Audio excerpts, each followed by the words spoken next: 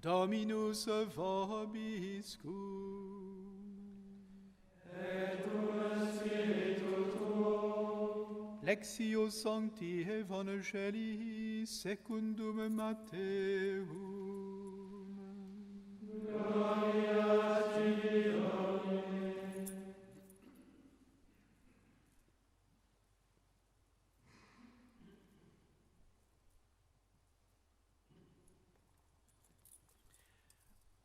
En ce temps-là, Jésus disait à ses disciples cette parabole. C'est comme un homme qui partait en voyage. Il appela ses serviteurs et leur confia ses biens. À l'un, il remit une somme de 5 talents, à un autre 2 talents, au troisième 1 seul talent, à chacun selon ses capacités. Puis il partit. Aussitôt, celui qui avait reçu les 5 talents s'en alla pour les faire valoir et en gagna 5 autres. De même, celui qui avait reçu 2 talents en gagna 2 autres. Mais celui qui n'en avait reçu qu'un alla creuser la terre et cacha l'argent de son maître. Longtemps après, le maître de ses serviteurs revint et il leur demanda des comptes. Celui qui avait reçu 5 talents s'approcha, présenta 5 autres talents et dit « Seigneur, tu m'as confié 5 talents, voilà, j'en ai gagné 5 autres. » Son maître lui déclara « Très bien, serviteur bon et fidèle, tu as été fidèle pour peu de choses, je t'en confierai beaucoup. Entre dans la joie de ton Seigneur. » Celui qui avait reçu 2 talents s'approcha aussi et dit « Seigneur, tu m'as confié 2 talents, voilà, j'en ai gagné 2 autres. » Son maître lui déclara « Très bien, serviteur bon et fidèle, tu as été fidèle pour peu de choses, je t'en confierai beaucoup. Entre dans la joie de ton Seigneur. » Celui qui avait reçu 1 seul talent s'approcha aussi et dit « Seigneur, je savais que tu es un homme dur. Tu moissonnes là où tu n'as pas semé, tu ramasses là où tu n'as pas répandu le grain. J'ai eu peur et je suis allé cacher ton talent dans la terre. Le voici, tu as ce qui t'appartient. » Son maître lui répliqua « Serviteur mauvais et paresseux, tu savais que je moissonne là où je n'ai pas semé, que je ramasse le grain là où je ne l'ai pas répandu. Alors il fallait placer mon argent à la banque, et à mon retour, je l'aurais retrouvé avec les intérêts. Enlevez-lui donc son talent, donnez-le à celui qui en a 10. À celui qui a, on donnera encore, et il sera dans l'abondance. Mais celui qui n'a rien se verra enlever même ce qu'il a. Quant à ce serviteur bon à rien, jetez-le dans les ténèbres extérieures. Là, il y aura des pleurs et des grincements de dents. Verbum Domini.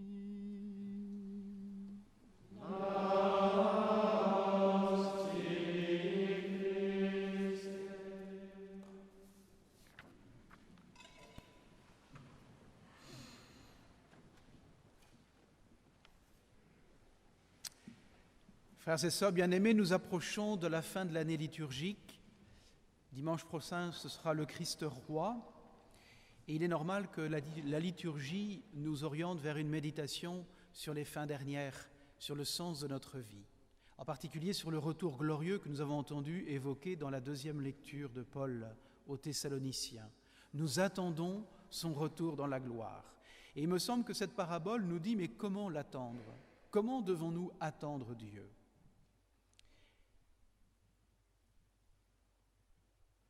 Tout d'abord, pour bien comprendre cette parabole, il faut bien voir que le Seigneur confie quelque chose de très grand à chacun des 3 serviteurs. Les spécialistes, les exégètes, disent qu'un talent, ça vaut une fortune colossale. Certains vont même jusqu'à préciser 25 années de salaire, un seul talent. Donc, un bien surabondant. Signifiant par là que ce que le maître donne à chacun des serviteurs, et 5 et 2 et 1, est un bien qui dépasse infiniment les biens seulement matériels. Il s'agit de biens beaucoup plus profonds. de biens indispensables à notre vie. Et, détail important à relever dans la parabole, le maître confie ses biens, non pas des biens qui lui seraient extérieurs.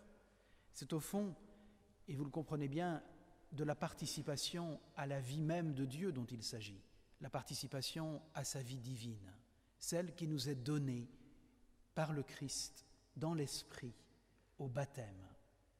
Ce don ineffable, avec le don déjà de la vie que nous possédons, ce don que nous n'avons pas demandé d'avoir, ce don que nous recevons, le don de la vie. Pour certains d'entre nous, le don de la santé, en plus de la vie, c'est un don. Il suffit de perdre un peu la santé pour se rendre compte que c'est vraiment un don. Et puis il y a ce don par excellence qui est le dessein divin de Dieu qui veut de faire de nous ses fils par la grâce du baptême, nous associer à sa vie divine. Donc, comme ces trois serviteurs, nous sommes tous, mais vraiment tous, à la tête d'une fortune colossale. Quelle chance nous avons d'avoir la vie et d'avoir la possibilité de partager cette vie reçue de Dieu. Et cette vie, nous la recevons, mais nous en avons aussi la gérance. Nous en sommes responsables. Au moment où, au baptême, on confie au parrain ou à la marraine la lumière, recevez la lumière du Christ, elle vous est confiée. C'est important ce geste, mais il va falloir l'entretenir, la flamme. Hein. Il va falloir la protéger de tous les vents contraires, cette petite flamme, foi, espérance et charité que nous avons en nous. Il va falloir la démultiplier en nous. C'est toute l'œuvre de notre vie.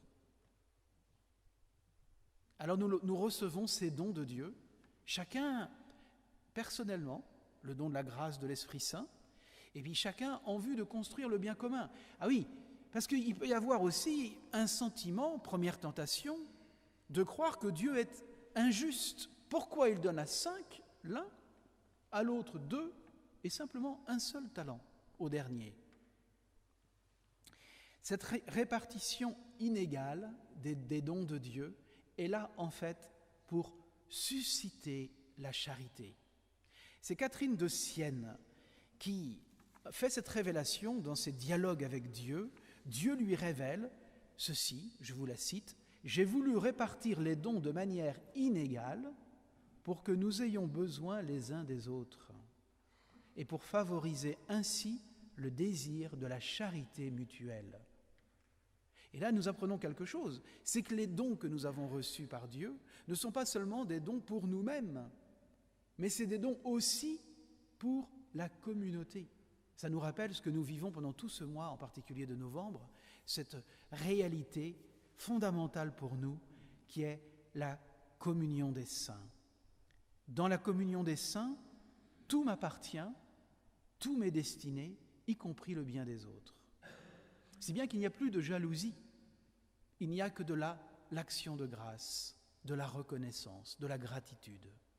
Nous ne sommes pas jaloux du fait que les autres ont des dons que je n'ai pas. Nous nous en réjouissons, parce que tout m'appartient, parce que je suis au Christ. Par contre, ce qui m'est toujours demandé, c'est de faire fructifier ce que j'ai. À trop me préoccuper des dons des autres, je risque d'oublier de faire fructifier mes propres dons. À force de jalouser les dons qui sont dans la mesure des autres, je finis par ne pas m'occuper de mes propres dons. Et mon terrain, il est en friche. Et là, il y a toutes les mauvaises herbes qui poussent. Et ça étouffe les dons de Dieu en moi. Et ça entraîne quoi? La tristesse. La jalousie entraîne la tristesse. Là où la reconnaissance des dons de Dieu, dans cette magnifique répartition divine de tous les charismes qui sont faits à l'Église, entraîne la joie et entraîne la charité. Ah, un autre danger, subtil celui-là. La jalousie, c'est un peu grossier pour vous. Subtil celui-là. C'est de croire que, fausse humilité, de croire que de faire fructifier mes biens, c'est de briller aux yeux des autres. Est-ce bien chrétien que de vouloir déployer ses talents et ainsi briller aux yeux du monde? Eh bien oui, le Seigneur nous le dit. Dans l'évangile de Jean, il nous dit, cette très belle formule, c'est la gloire de mon Père que vous portiez beaucoup de fruits. La fructification des dons liés à la présence du Christ en nous, par la foi, par la charité, est une volonté de Dieu. Ce qui est l'orgueil, ce n'est pas de faire fructifier ses biens, ça serait de nous approprier les dons de Dieu et de faire croire aux autres que c'est simplement le fruit de mon intelligence ou de ma volonté. Qu'as-tu que tu n'aies reçu? Et si tu l'as reçu, pourquoi de glorifier comme si tu ne l'avais pas reçu? Nous sommes vraiment dans la logique du don, le don que Dieu nous fait. Donc vous voyez, cette tentation de la jalousie, cette tentation de la fausse humilité, de croire que les talents que j'ai reçus, bien, je ne dois pas les faire fructifier pour ne pas faire de l'ombre aux autres, tout cela, ce n'est pas ce que Dieu veut. Au contraire, la véritable humilité chrétienne ne nie pas la dignité de l'homme et la valeur de ses efforts, mais elle oriente tout son agir vers la gratitude, l'offrande et la consécration. Mais maintenant, concrètement, comment faire fructifier ces dons que Dieu m'a donnés? D'abord, de demander la grâce à l'Esprit Saint d'en prendre conscience. Parfois, il faut du temps pour se dire, bien oui, ça c'est un don que j'ai reçu. Vous pouvez en avoir pris conscience en lisant la parole de Dieu, dans votre oraison personnelle, dans votre prière. Parfois, c'est aussi les gens autour de vous. Pourquoi pas vos frères? Pourquoi pas votre conjoint, vos enfants qui vous disent « Ah, dis donc, là, vraiment, tu as un vrai don de Dieu. » Et vous en réjouir, l'accueillir. Pas de fausse humilité non plus. Dire « Oui, ben c'est vrai, ça je l'ai reçu et je peux en faire bénéficier les autres. » Vous avez vu que celui qui a reçu qu'un seul talent, l'image qu'il a de Dieu vient paralyser en lui la fructification de son talent. Ce n'est pas le talent qui l'enterre, c'est sa propre vie. C'est un suicide spirituel, son attitude. Pourquoi?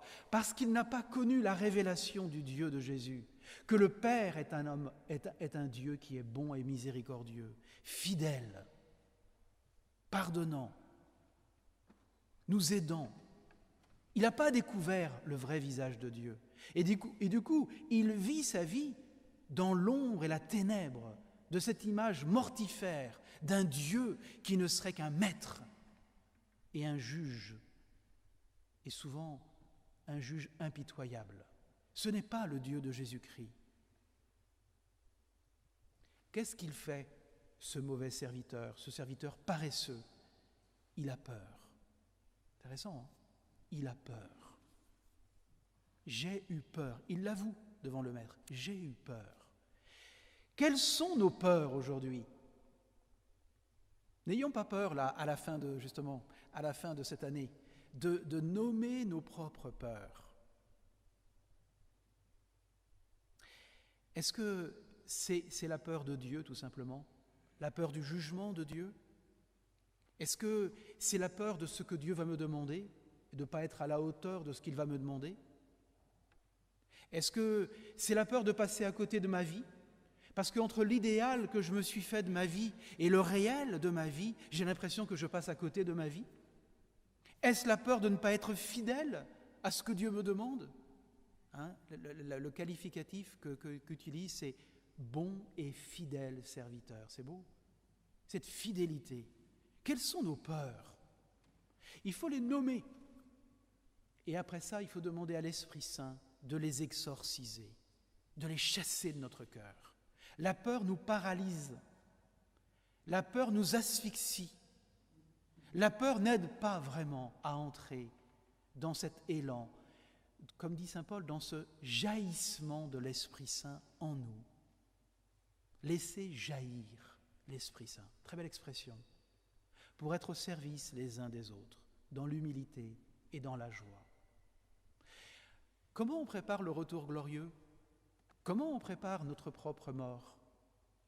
Par une foi vivante, agissante par la charité, dans le quotidien, dans le concret de notre vie. N'allons pas chercher midi à 14h. Vivons cette charité là où nous sommes. Ne vivez pas dans le passé. Ne vivez pas seulement dans la projection du futur. Vivez le présent, ce présent que Dieu nous donne.